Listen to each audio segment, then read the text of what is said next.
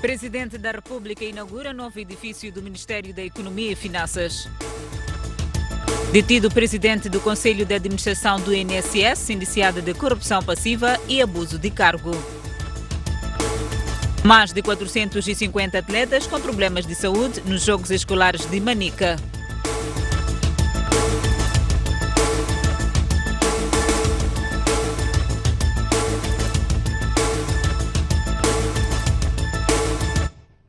Olá, bem-vindo ao Jornal da Noite. O Presidente da República inaugurou hoje o novo edifício do Ministério da Economia e Finanças na cidade de Maputo. Na ocasião, Filipe Nyusi disse que quer ver o Ministério estrela e não instituições tuteladas e unidades orgânicas estrelas.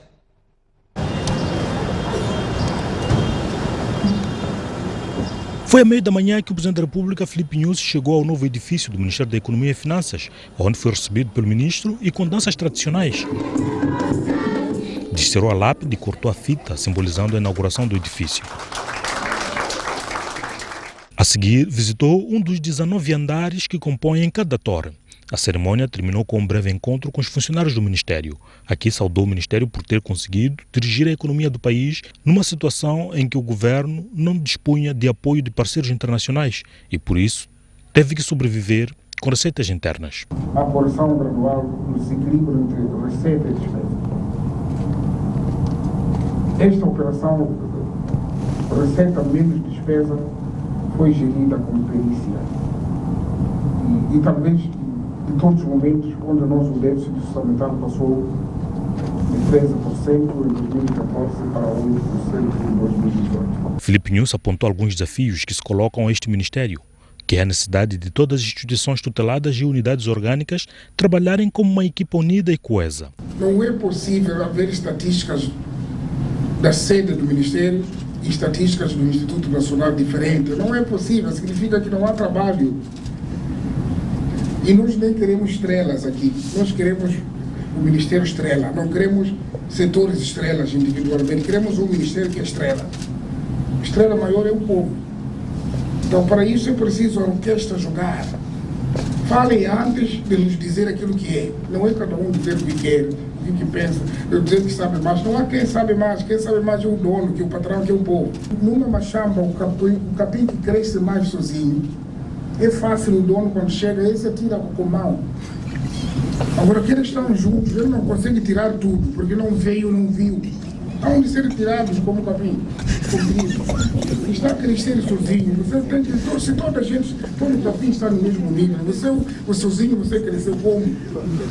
E nós queremos crescer juntos. Por outro lado, apontou o maior rigor para o combate à corrupção e desvios dos fundos do Estado. Queria perguntar, mas você está a falar muito da dívida. O que você forneceu? Forneci combustíveis ao governo provincial. Agora a quantidade de tanto. Eu quando faço conta, aquele combustível dá para fazer comboio. Num mês, não há nenhum governo que pode gastar aquele combustível para fazer um comboio. Então significa que esse combustível ia para onde? Então, esses procedimentos, é verdade que vocês conseguem reconstruir aqueles casos que foram mal elaborados, que não têm os nossos fornecedores culpa nenhuma, que as coisas são mal feitas, mas agora estamos a educar para que eles não aceitem comandos políticos. Tem que ser um comando administrativo com todos os procedimentos. O Ministro da Economia e Finanças explicou que a construção do edifício custou 4,7 mil milhões de meticais e não implicou o endividamento do Estado. Este valor foi financiado usando a modalidade do leasing, porque a modalidade do leasing permite que, em matéria de classificação, em vez de estar na dívida, fica nos bens e serviços, porque pagamos a renda. E isso é uma facilidade que estimulamos, porque, de facto, é mais prático. O edifício custou muito dinheiro. Dava para eu fazer uma N1 em uma distância muito grande. Se calhar, se me perguntasse, eu dizia que vamos fazer edifício próximo ano ou próximo mandato. Mas já está aqui. Precisa de ser mantido. O edifício é composto por 2 torres com 19 andares, tem capacidade para acolher mais de 1000 funcionários, tem 5 andares de cave com capacidade para estacionar 217 viaturas e todas as unidades orgânicas do Ministério passam a funcionar aqui, exceptuando o Gabinete do Ministro e a Direção do Tesouro, que se mantém ao lado do Gabinete do Primeiro-Ministro. 2 adolescentes morreram afogados na praia da Costa do Sol, na cidade de Maputo. Os corpos foram encontrados hoje, depois de terem desaparecido ontem. Uma ida que não teve volta. Ivandro, de 14 anos, e Lopes, de 11, moravam no bairro de Maguanini. Aproveitando-se das férias escolares, saíram na companhia de 2 primos na última quinta-feira, com destino à praia da Costa do Sol, para um mergulho. Ao cair da noite, os familiares começaram a manifestar preocupação, uma vez que os rapazes não voltavam a casa. Saíram as três. Só que nesse passeio só conseguiram voltar 2 crianças e informaram que os outros 2 tinham ficado já na praia. Chegaram lá para casa lá para as 21, 22 horas, com as roupas destes, a informar que os outros primos, irmãos, tinham ficado na praia. Segundo relatos de moradores arredores deste local, tem sido frequente a presença de jovens e adolescentes nestas águas, a nadar em momentos livres. Infelizmente, a tragédia chegou-se a essa família. 2 meninos perderam a vida quando nadavam na praia da Costa do Sol. Um corpo foi lá encontrado e o outro foi encontrado neste local.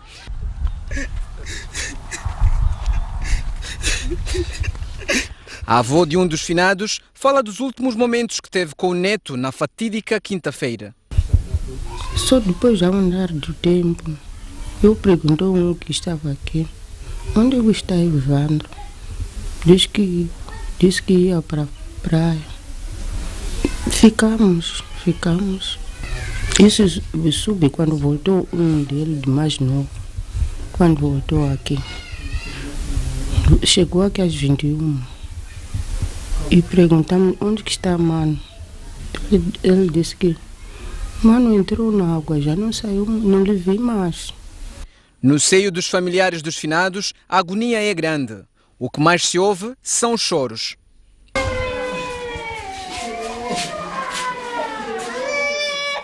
Foram-se Ivandro e Lopes, que no seio dos parentes vão deixar saudades. Saudades que até este cão possa sentir, pois o Lopes era a sua maior companhia.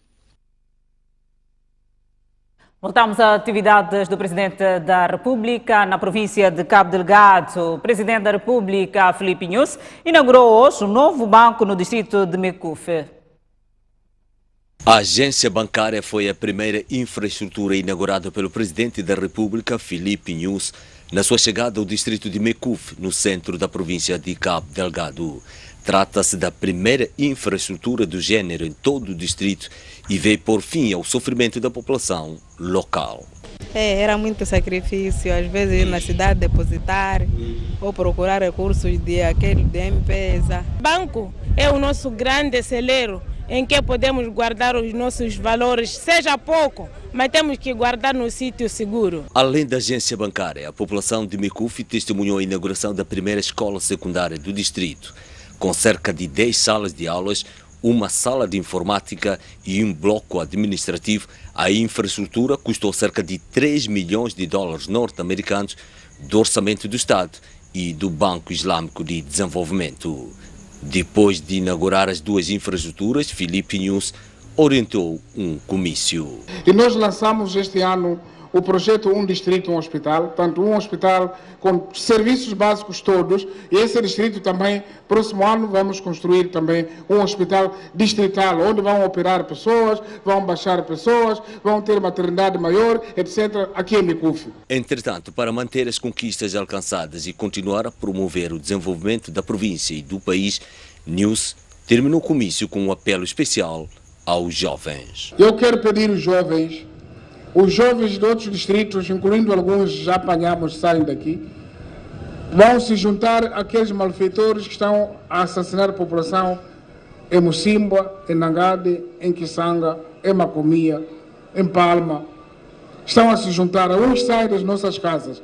Fiquem vigilantes, se aparecer um senhor, não interessa se tem barba, não tem barba, vocês têm que nos dizer. Há um senhor ali, está a nos dizer para nós irmos trabalhar um sítio onde não sabe. Se vocês têm medo, diga lá aos mais velhos ali, para nós podermos denunciar e apanhar essa pessoa. Ouviram? Com cerca de 50 mil habitantes, Mecufe fica a cerca de 50 quilômetros da cidade de Pemba e atualmente conta apenas com uma única agência bancária e única escola secundária. O presidente do Conselho de Administração do Instituto Nacional de Segurança Social, Francisco Mazoi, foi hoje detido em Maputo no quadro das investigações sobre os contornos do financiamento da empresa CR Aviation. Francisco Mazoi foi detido na manhã desta sexta-feira e é acusado de crimes de corrupção passiva, abuso de cargo e outros crimes relacionados com a sua alegada participação no processo através do qual o INSS alocou 84 milhões de meticais para financiar a aquisição de 4 aeronaves pela empresa CR Aviation. Segundo fontes judiciais, o processo da concessão daquele valor esteve à margem da fiscalização do Tribunal Administrativo e a deliberação que viabilizou o financiamento foi aprovado pelo Conselho de Administração do INSS sem ter em conta a necessidade da apresentação pela CR Aviation do plano de recuperação dos investimentos feitos. Francisco Mazoi, que se notabilizou como membro da direção do movimento sindical, foi nomeado PCA do INSS em julho de 2013. Seguimos com outras notícias. A Eletricidade de Moçambique e a KfW da Alemanha assinaram hoje em Maputo o acordo para viabilizar as obras da linha de transmissão de energia elétrica de Tete para Malau, orçado em mais de 100 milhões de dólares. O projeto consiste na construção de uma linha de transporte de energia de aproximadamente 218 km entre Matambo, na província de Tete, e Pombeia, no vizinho Malawi. Para a viabilização do empreendimento, a Eletricidade de Moçambique e a KfW da Alemanha assinaram um acordo de financiamento no valor de 34 milhões de dólares em donativos. Esta linha tem um investimento envolvido da ordem de 127 milhões de dólares americanos, dos quais cerca de 100 será despendido em infraestruturas que estarão em território moçambicano e remanescente de infraestruturas em território do Malawi. Depois do financiamento alemão, o Ministro dos Recursos Minerais e Energia prevê fechar outros acordos com outros parceiros nas próximas semanas. Estamos também a finalizar a formalização dos financiamentos do Banco Mundial e do governo norueguês, também cedidos ao Estado moçambicano na forma de donativos, que deverá ocorrer entre setembro e outubro deste ano. Finalizados os acordos que irão totalizar 127 milhões de dólares, já há calendário definido para o arranque das obras. Deve iniciar a construção no próximo ano e a conclusão deve ocorrer no ano 2022. Existe neste momento um contrato de compra e venda celebrado entre a ESCOM e Malawi. Para o embaixador da Alemanha em Moçambique, a iniciativa vai reduzir os impactos ambientais de geração de energia no Malawi, proveniente do carvão vegetal e diesel.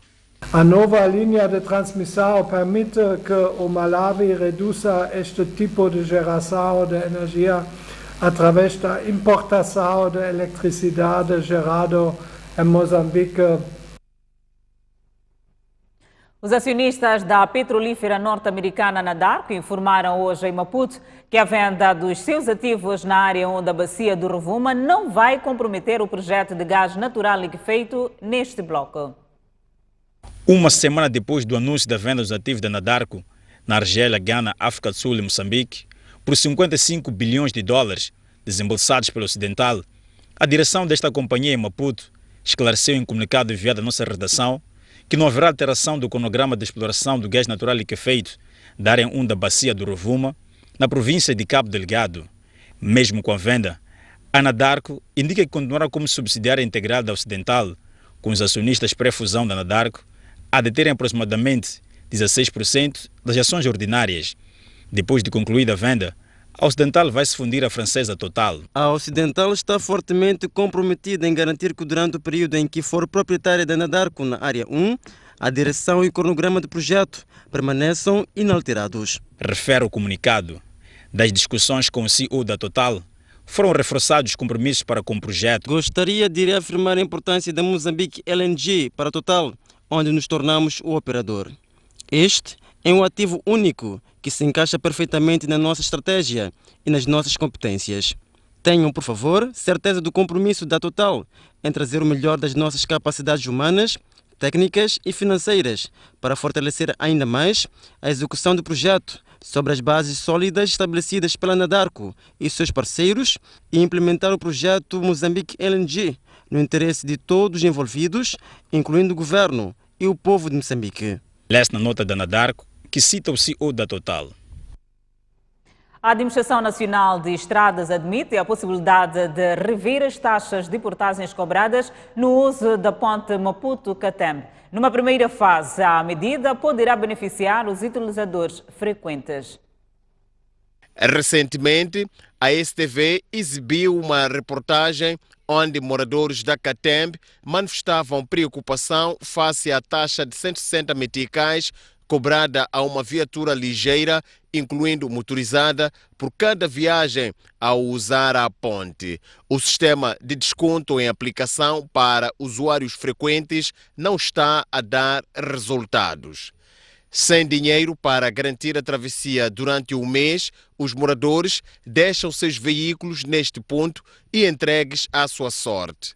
A Administração Nacional de Estradas, que herdou estas infraestruturas da extinta Maputo Sul, diz ter o dossiê em cima da mesa para se encontrar melhor solução. Tentamos pôr em prática o sistema de desconto para os utilizadores frequentes. Estamos também a receber informações que essa metodologia também não está a surtir os efeitos desejados. O que posso dizer neste momento e que podemos adiantar é que vamos tentar continuar a olhar para o assunto junto com as outras instituições e vermos o que é que poderemos fazer, no mínimo, para reduzir os preços daqueles que são, ou criar um mecanismo mais flexível para aqueles que são utilizadores frequentes. Eventualmente possamos não tocar para os que não são frequentes, mas para aqueles que no dia a dia a vida deles depende da travessia desta ponte, naturalmente teremos que voltar a equacionar e ver o que se pode fazer para ajudar esses cidadãos. O diretor-geral da ANE, César Macuacua, refere que é irreversível a concessão da estrada circular de Maputo, bem como da ponte Maputo-Catembe. A ponte e a estrada circular, sem dúvida, que são objetos para concessão. Neste momento, se formos a ver, a circular ainda decorre uma e outra obra, em particular temos a obra do nó de Chumena a decorrer, temos outras vias a serem concluídas para o lado mais sul da ponte, no lado da Catembe. Portanto, concluídas essas obras remanescentes que ainda têm por serem feitas, vai-se estudar a possibilidade, o mais rápido possível, levarmos também essas infraestruturas à concessão. São infraestruturas enormes que precisamos de terciarizar a sua gestão e operação, para que possamos rentabilizar ao máximo os investimentos que foram feitos nessas infraestruturas. Assim que as portagens estiverem a funcionar ao longo da estrada circular, parte dos recursos arrecadados servirá para a colocação de iluminação pública nos pontos que atualmente não estão iluminados. Seguimos com a notícia que nos chega de Inhambane. Uma pessoa morreu e outras 13 contraíram ferimentos na sequência de um acidente de aviação ocorrido na Estrada Nacional número 1. O sinistro que envolveu esta viatura de caixa aberta e uma minibus, que na altura transportava passageiros, suspeita-se que tenha sido causado por uma ultrapassagem irregular.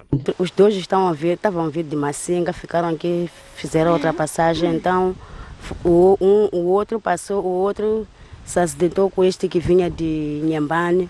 Então morreu o motorista deste cara que estava deste lado de Massinga, então os outros foram aleijados. Os 13 feridos foram levados de imediato para o Hospital Rural de Chicuque. Deram entrada nesta unidade sanitária 13 pacientes, sendo 6 do sexo feminino e restantes do sexo masculino. Qual era o estado dos pacientes? Bem, os pacientes chegaram com patologia mais do fórum ortopédico, isto é, com fraturas. E a maior parte deles foram transferidos para o Hospital Provincial de Inhambane para observação pelo ortopedista, porque apresentavam fraturas expostas, que muitos deles até vão precisar de um tratamento cirúrgico. Então foi por esse motivo que transferimos. Foram 5 pacientes que foram para a ortopedia, transferimos 2 para a cirurgia de maxilofacial, porque apresentava também lesões a nível da face e a nível da mandíbula, e um paciente para a oftalmologia. Ia para a Beira. Vinhas de onde? De Banwane.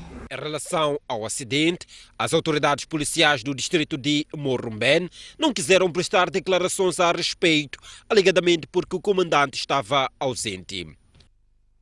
A Renamo denuncia supostos atos que atentam contra o acordo de paz e reconciliação de Maputo, assinado entre o presidente da República, Filipe Nyusi, e o líder da Renamo, Ossuf Momad. Quando passam precisamente 10 dias após a assinatura daquele que é considerado o acordo de paz definitiva, o maior partido da oposição, a Renamo, que também é signatário deste documento, veio a público nesta sexta-feira denunciar supostos atos que atentam com o que foi acordado entre as partes. Segundo a Perdiz, em vários pontos do país registram-se atos de violência e intolerância política supostamente perpetrados por membros da Frelimo, PRM e a Polícia Comunitária. São exemplos disso. Primeiro, província de Tete, distrito de Zumbo, povoado de Maflaúcha. Na calada da noite, foram queimadas as casas, incluindo 2 motorizadas, 2 bicicletas, celeiro de milho e outros bens. Agentes da Polícia da República de Moçambique e vulgos membros da Polícia Comunitária violentaram e espancaram com recurso aos vulgos chambocos os membros e simpatizantes da Renamo que aguardavam a chegada de uma brigada provincial, porque o governo e a Renamo comprometeram-se em cumprir com o acordo. A Perdiz apela à intervenção do presidente da República. Através de vós, órgãos de comunicação social, denunciamos publicamente estes atos atentatórios à coabitação política e aproveitamos esta ocasião para exortar a Sua Excelência o Presidente da República para tomar todas as providências no sentido de pôr fim a estas atitudes que arrepiam o convívio entre os moçambicanos. Manteigas terminou seu discurso questionando a eficácia dos acordos e o compromisso da boa-fé. Por outro lado, o maior partido da oposição espera que este comportamento não se alastre até o início da campanha eleitoral que se avizinha. Aliás, a Renamo reitera o seu compromisso com a paz.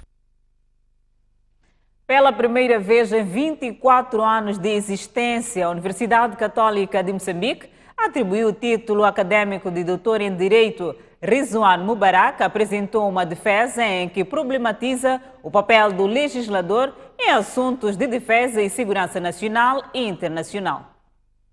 Na página 240, fala de... Esteve diante do júri durante longas horas a apresentar o seu trabalho de pesquisa para a obtenção do grau de doutoramento em Direito pela Universidade Católica de Moçambique. Falou dos desafios do legislador em matérias de defesa e segurança nacional e internacional no mundo globalizado, com um olhar sobre Moçambique pós-independência. Rizwan Mubarak levanta uma série de questões dentro de um tema que em toda parte do mundo é visto como sendo tabu, tudo porque trata-se de informações classificadas. E qual é o comportamento do legislador quando se tratar, por exemplo, na compra de um equipamento que deve ser orçado antes e depois do orçamento tem que se comprar? Será que ele deve ir questionar se tem lá as armas, consegue ter acesso às armas, consegue ter acesso a todo tipo de equipamento de defesa e segurança? Então, não basta apenas legislar, é preciso ir para lá. E na nossa legislação em concreto não existe um organismo que fiscaliza todas as atividades de defesa e segurança. São necessárias essas fiscalizações para permitir que haja uma abordagem posterior e retirar aquilo que são as ameaças da própria estrutura nacional ou da própria segurança nacional. Se por um lado temos o segredo do Estado em matérias de defesa e segurança, por outro, existe o dilema do direito do cidadão de saber o que se passa no seu país. Na sua dissertação, Mubarak faz uma abordagem da situação de Cabo Delgado e das chamadas dívidas ocultas. Se nós continuarmos a discutir apenas matérias relacionadas com as dívidas ocultas, esquecendo da nossa segurança, então, depois de terminarmos, já tornaremos ainda inseguros, porque já não temos meios, aqueles equipamentos que tinham sido planificados para serem comprados, ainda não foram comprados, e se foram comprados não estão a serem úteis para o Estado moçambicano. E o que devemos fazer para suprir, ao invés de estarmos todos os dias a discutir apenas dívidas ocultas, estamos a nos esquecer da nossa segurança. Apesar do debate aceso, sobretudo da parte dos oponentes, o júri entendeu que o doutorando apresentou a sua defesa com segurança. O doutorando tem uma nota final de 16 valores. Mais do que um tema pertinente e atual, a Universidade Católica de Moçambique assinala o facto de este ser o primeiro doutoramento em Direito em 24 anos de existência em território nacional. A academia é feita por professores doutores, sobretudo a investigação científica é feita por pessoas que já tiveram uma investigação no doutoramento, portanto podem produzir alguma coisa que seja relevante para a transformação de uma sociedade e podem contribuir para o crescimento da ciência. Convido a um breve intervalo, voltamos dentro de instantes. Até já.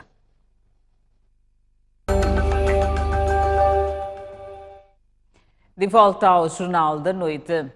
O primeiro-ministro Carlos Agostinho do Rosário considera os Jogos Escolares uma verdadeira montra para a busca de talentos nas diversas modalidades. Emoções do desporto, em que todos eles ganharam porque souberam dignificar os Jogos Escolares. A equipa de Nampula ganhou em termos de número de pontos pontuados, mas também Maputo ganhou porque, na verdade, fez jus ao resultado. Pensamos que esses Jogos Escolares são, de fato, uma verdadeira montra, uma amostra de talentos. Penso que os clubes têm aqui uma oportunidade de poderem captar talentos para podermos formá-los e fazer com que o nosso desporto possa, de fato, desenvolver no futuro. Temos aqui uma amostra muito boa de um potencial muito grande e pensamos que isto aqui é um bom futuro para o nosso país. E apelamos aos clubes, de fato, para que aproveitem esta matéria-prima que nós temos de bom em Moçambique. Ainda sobre os Jogos Escolares que decorrem em Manica, subiu para 455 o número de atletas com problemas de saúde. A maior parte padece de malária, diarreias e problemas respiratórios. Há menos de 48 horas para o encerramento do 14º Festival Nacional dos Jogos Escolares, o porta-voz do evento falou à imprensa sobre o estado de saúde dos atletas. Nós temos até agora dados acumulativos, 11 casos de malária, 38 de diarreias. Importa referir que as diarreias, de acordo com os médicos, os clínicos, são passageiros. Acho que é alguma questão, nós sabemos que os nossos atletas têm estado espalhados e comem muita coisa para além daquilo que realmente vão comendo na estrada e às vezes cria algum mal-estar, mas não é uma diarreia persistente, de acordo com os nossos agentes de saúde, não é persistente e que depois passa, aquilo é 1, 2 vezes, mas depois normaliza-se. Tivemos também algum traumatismo, 298 casos. Nós sabemos que temos modalidades que realmente são, como é que eu posso dizer, de choque, futebol, handebol, pequenos, mas nada de alarmes, né? Então são estas infecções de vias respiratórias superiores também. Questionado se tais problemas de saúde dos atletas não irão comprometer a fase final do festival e a cerimônia de encerramento agendada para este domingo, Kim Cardete Paulo respondeu. As nossas 1.430 crianças precisam e estão realmente todas preparadas para a festa. Vamos ter, acredito, boas meias finais e acredito que amanhã também vamos ter boas finais. Ferroviário de Maputo quer vencer a Liga Moçambicana de Basquetebol Mozal e revalidar o título de campeão nacional da modalidade. Foram desonrados na cidade, mas continuam campeões nacionais. O título não é eterno, mas é para defender a ferro e fogo nesta edição da Liga Moçambicana de Basquetebol Mozal e mantê-lo por longos anos. Nós estamos preparados mentalmente, psicologicamente, fisicamente, para dar a maior resposta possível. Dar a melhor resposta será crucial para revalidar o título, uma vez que o Ferroviário de Maputo é sempre um adversário a derrubar. A gente espera o que o Ferroviário de Maputo espera sempre, né? Que é todos os adversários entrarem com a máxima força quando vierem jogar conosco. Para suprir a máxima força do adversário não será necessário um milagre, pelo menos do ponto de vista técnico. Bastará apenas ouvir as indicações de Macome. É só confiar naquilo que o corpo técnico transmite-nos e nos processos que fomos treinados durante a época. E o resto vai se ver no campo. O que também se verá na quadra são os resultados do trabalho feito pela equipa, que, segundo fontes próximas do clube, ainda espera receber 2 reforços estrangeiros. Já o Ferroviário da Beira vai lutar para recuperar o título perdido ano passado para seu homónimo de Maputo. Os vice-campeões nacionais querem superar a falta de competições regulares ao nível da Beira. Superar as adversidades de quem se viu desprovido de competições locais e pavilhão devido à passagem do ciclone Idai na cidade da Beira e lutar com todas as forças para recuperar o título perdido ano passado para o seu homónimo de Maputo. Este é o objetivo do Ferroviário da Beira na Liga Moçambicana de Basquetebol Mozal. Independentemente daquilo que possa acontecer durante o campeonato, mas o Ferroviário da Beira entra para todos os jogos para ganhar e almeja realmente o melhor lugar possível. E neste caso é a conquista do título. A motivação é grande, mesmo com o fato da equipa não chegar ao local de competição com 7 dias de antecedência, tal como estava previsto. Estamos preparados. Apesar dos dados que tivemos durante o ano, mas conseguimos impor aquilo que era o nosso quadro de planificação e programação. E agora só esperar aquilo que vai ser o bom momento, que é a Liga de Basquete Masculina. Crescer a cada jogo e bater-se com determinação é também o caminho para alcançar os objetivos traçados. Por aquilo que temos estado a observar, daquilo que tem sido o rendimento de cada atleta que nós temos, poderemos ter realmente, como havíamos desejado, termos a maioria num patamar de rendimento onde possam responder aquilo que vai ser o nosso tempo de ação em termos de jogos. Os vice-campeões nacionais não têm tido provas regulares ao nível da Beira, uma situação que tem limitado a equipa técnica. Convido a um breve intervalo, mas antes a previsão de estado do tempo para amanhã. Para a zona sul do país, prevê-se máxima de 27, 16 de mínima, Xai-Xai 25 de máxima, 15 de mínima, Inhambane 28 de máxima, 18 de mínima. Seguimos para a zona centro do país. Beira 26 de máxima, 18 de mínima, Quilimane 29 de máxima, 19 de mínima, Chimoio 27 de máxima, 14 de mínima, Tete 32 de máxima e 19 de mínima. Por fim, a zona norte do país. Nampula 29 de máxima, 18 de mínima, Pemba 30 de máxima, 19 de mínima, Lixinga 23 de máxima e 12 de mínima.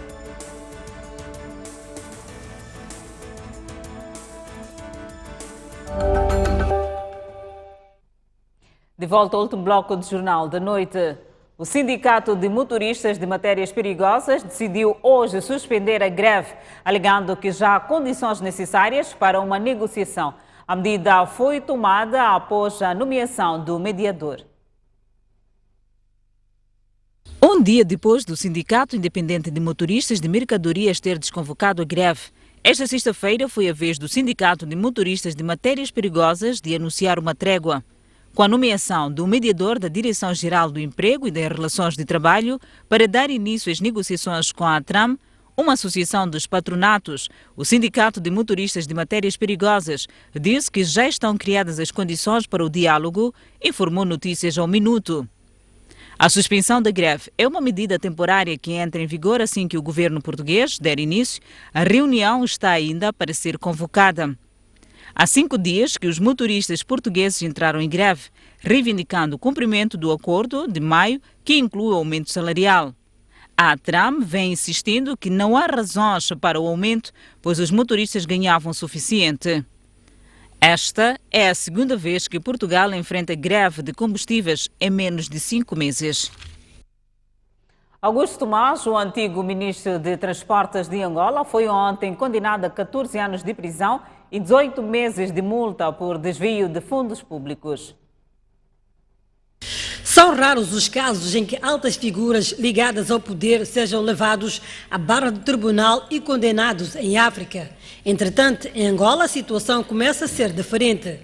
Esta quinta-feira, um antigo ministro de Transportes de Angola, chamado Augusto Tomás, foi julgado sobre acusações de desvio de fundos públicos e abuso de poder, tendo sido condenado a 14 anos de prisão e 18 meses de pagamento de multa, à razão diária de 120 kwanzas. Junto com ele, também foram condenados Manuel Paulo, antigo diretor do Conselho Nacional de Carregadores, a 10 anos de prisão, Isabel Bragança, antiga diretora adjunta financeira, a 12 anos de prisão, Rui Moita, ex-diretor para a área técnica do CNC, a 10 anos de prisão, e Eurico da Silva, técnico do CNC, a 2 anos de prisão. O advogado do antigo ministro de Transportes de Angola repudia a sentença. Não há condições para o exercício de uma advocacia séria e de uma verdadeira boa administração da justiça. Mas a que condições se refere? Não, porque se nós estivermos a condenar pessoas por encomenda ou para dar a entender que agora as coisas mudaram, é melhor fazerem sozinhos. Quanto aos outros advogados de defesa, não há nada mais a fazer. A posição tomada pelo tribunal deixa a defesa satisfeita. Era uma decisão que nós também prevíamos, tendo em conta a prova produzida no decorrer das mais de 18 sessões de discussão e julgamento. O Tribunal Supremo confirmou que os condenados desviaram 16 mil milhões de dólares dos cofres de Angola. Seguimos com a cultura. O ator moçambicano Alberto Magacela acredita que partilhar os horrores da guerra pode ser um dos caminhos para a paz. Segundo o ator, a peça teatral Incêndios é um hino que prepara os espectadores para o amor ao invés do ódio. Diz-me, Estevão, com quem estavas a beber whisky? Mulher, tem um órgão genital descaindo no teto da administração. Se não respondes a minha pergunta, passam a ser 2. Estive com o Major Ahmed, das Nações Unidas.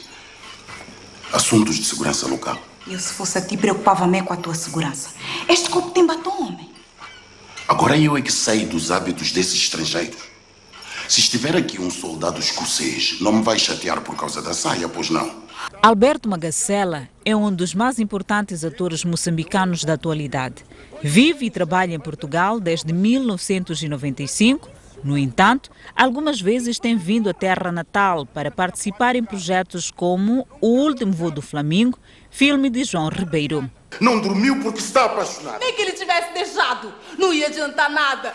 Explodia, ia voltar em pedaços para a terra dele. Era o melhor que nos podia acontecer. O homem está protegido, Estevão. Como? Mas isto foi há 9 anos. Desta vez, Magacela, que fez parte do Mutumbela Gogo, voltou ao país para interpretar um papel na peça Incêndios, estreada no franco-moçambicano há uma semana. Joana! Para o ator, a peça Wajdi Muad, encenada pelo moçambicano Vítor de Oliveira, é um hino ao amor que partilha os horrores da guerra com os espectadores, como que há a contribuir para a paz no país. Numa altura em que em Moçambique fala-se da paz, fala-se do acordo de paz, fala-se da paz definitiva. Trazer Incêndios, para mim, foi um hino ao amor. Foi um hino ao amor no sentido em que nós tentamos partilhar com o público os horrores da guerra. Porque só a gente lembrando-se dos horrores da guerra é que jura nunca mais voltar a repeti-los. E porque o espetáculo, que incluiu 10 atores, tem uma forte relação com a realidade moçambicana, ativou-lhe a memória. Trouxe-me lembranças de quando eu vivia em Moçambique, porque as guerras são iguais em todo lado. O Wajdi Muad, enquanto novo, assistiu a uma situação de um autocarro ser queimado com civis. Eu também passei por essa situação enquanto estava a estudar na Manhissa. Ainda em Maputo, Alberto Magacela apresentou-se ao público numa sessão de narração de histórias em jeito de Nkaringana ou Ankaringana. O evento realizou-se no Centro Cultural Brasil-Moçambique. Guardou o pássaro. Olhando para trás, Magacela lembra que deixar o país para ir consolidar a carreira em Portugal foi uma dificuldade com a qual teve de lidar. Não foi fácil na medida em que eu saio de Moçambique numa altura em que quem saísse de Moçambique era visto como estando a recusar Moçambique. Quem saísse de Moçambique é porque achava que Moçambique é pequenino. Foi difícil porque enquanto eu estava a lutar para me adaptar lá, eu sentia que havia mágoas aqui por eu ter saído. Mas o tempo foi dissipando isso e as pazes foram-se fazendo e hoje em dia sinto que há esse reconhecimento, que agradeço bastante. Além das mágoas dos seus conterrâneos, o ator teve de lidar com o preconceito. Chegar à Europa, num continente onde só se pensa da África de uma única maneira. A África é fome, a África é pobreza, a África é tanga. E de repente, ter um ator com capacidade de resposta igual aos outros atores, foi desafio para conquistar esse espaço não foi fácil. Porque houve tentativas, inclusive, só que o trabalho quando está lá é muito forte e não há nada como reconhecer. Alberto Magacela nasceu em Maputo em 1966. Licenciou-se em Engenharia Informática em 2012 pela Universidade Lusófona do Porto. Em Portugal, onde vive há 24 anos, tem colaborado com várias companhias, com destaque para o Teatro Nacional de São João, na cidade do Porto. E desta maneira colocamos ponto final ao Jornal da Noite. Obrigada pela atenção dispensada. Se conduz, não bebe, se bebe, não conduz. E tenha bom fim de semana. E nada